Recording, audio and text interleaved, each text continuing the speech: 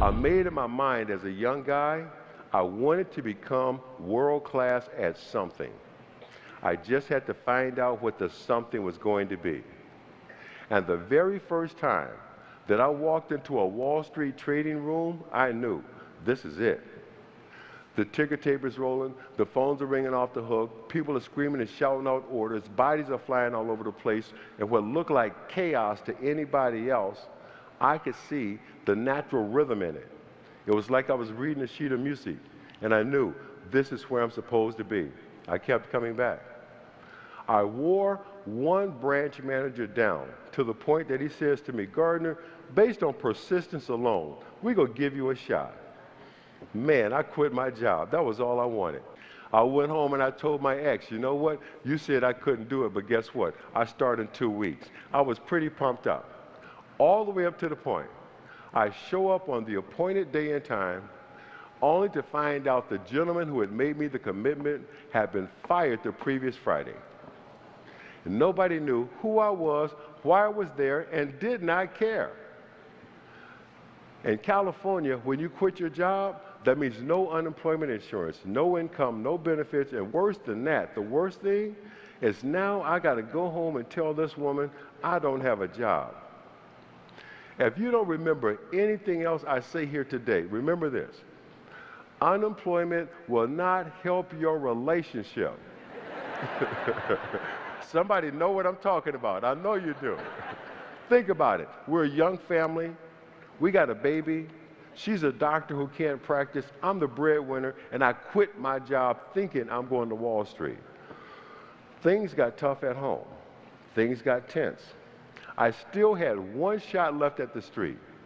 But before I can play it all the way out, I still got to take care of my family, which meant I did everything legal that I could to take care of my family and still pursue my last shot at the street.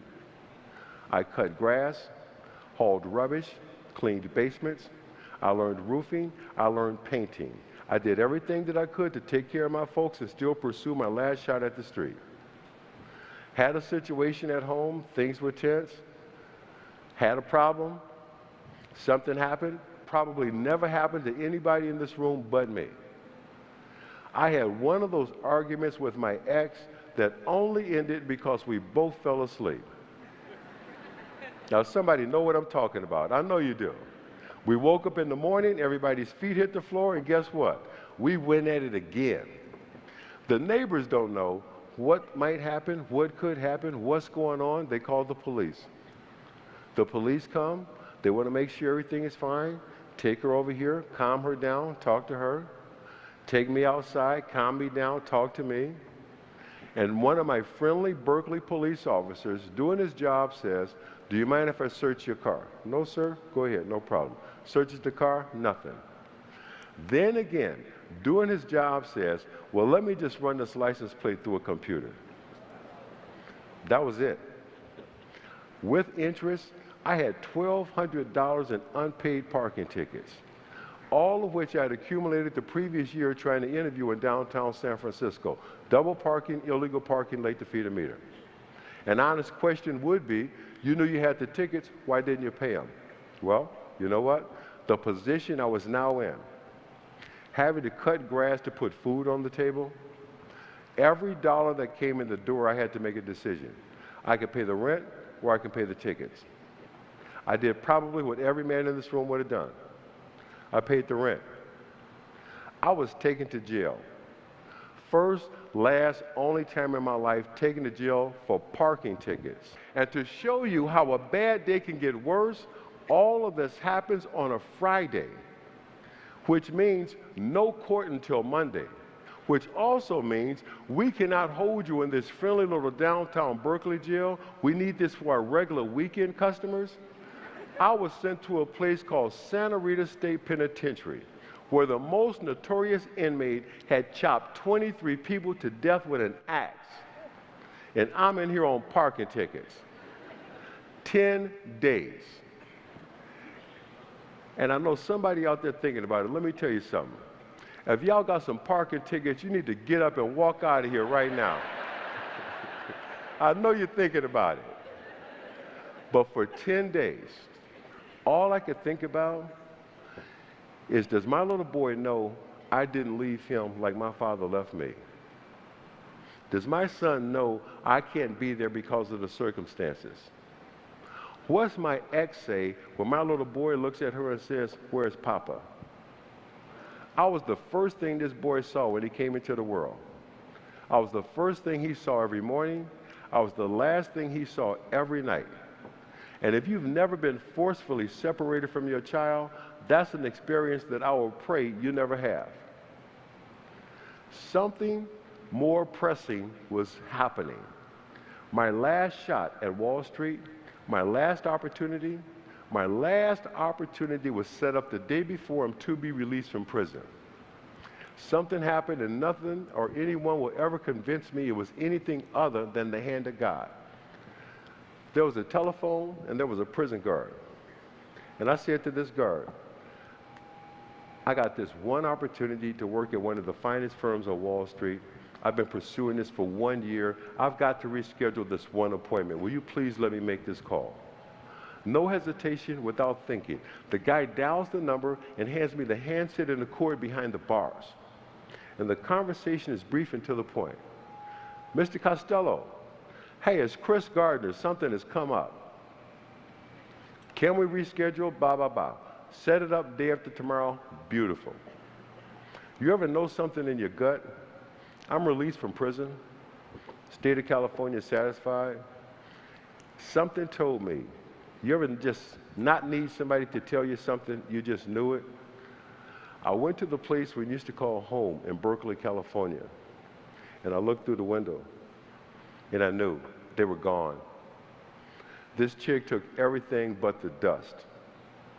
Most importantly, she had taken my little boy. But I still had to go on this job interview. In the film, you saw Will Smith show up wearing blue jeans with paint all over him. I wasn't just wearing blue jeans, I was wearing bell-bottom blue jeans.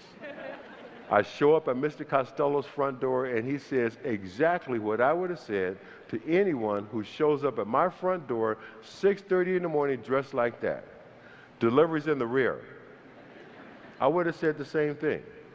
But I come right back at him and I explain, "Mr. Costello, I'm Chris Gardner. Today is the biggest day of my business career. I must admit, I'm underdressed for the occasion." "Yeah, you got that right." What happened?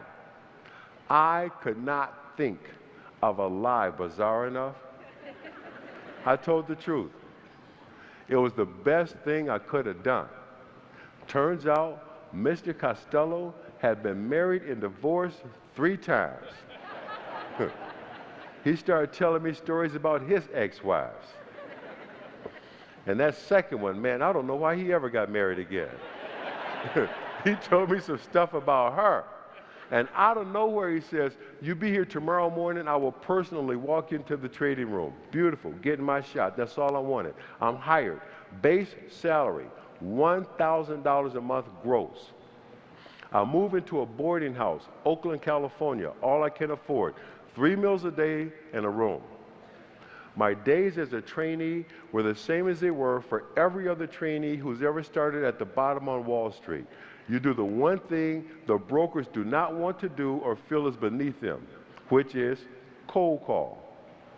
Turned myself into a cold call machine 200 times a day. I don't know if you guys in the back can see this, but in the front, see how this one finger is cockeyed? That's my calling finger. 200 times a day.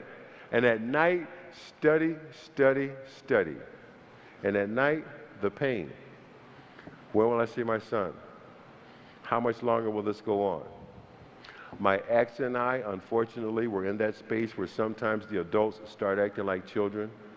And one parent feels like if the only way I can hurt you is to hit you over the head with the baby, I'm going to do it. My ex also began a campaign of what I can only call emotional terrorism. Will call on the phone and let me hear my little boy scream and cry and hang up the phone. Now, this was before star 69 and caller ID. Somebody in here might agree with me. When it comes to your children, you got caller ID in your heart. There could be a room full of a dozen babies crying, and you know if that's your baby or not. Put it out of my mind, study, study, study, pass my exam, highest score in the class, big deal. My reward, I get to come back the next day and make another 200 phone calls. This goes on for months. And one night, 1 in the morning, there's a knock at the door. And you know who that is? It's my ex. And the conversation is brief and to the point. I can't do this anymore. Here, it's your turn. Just like that, that's how we became homeless.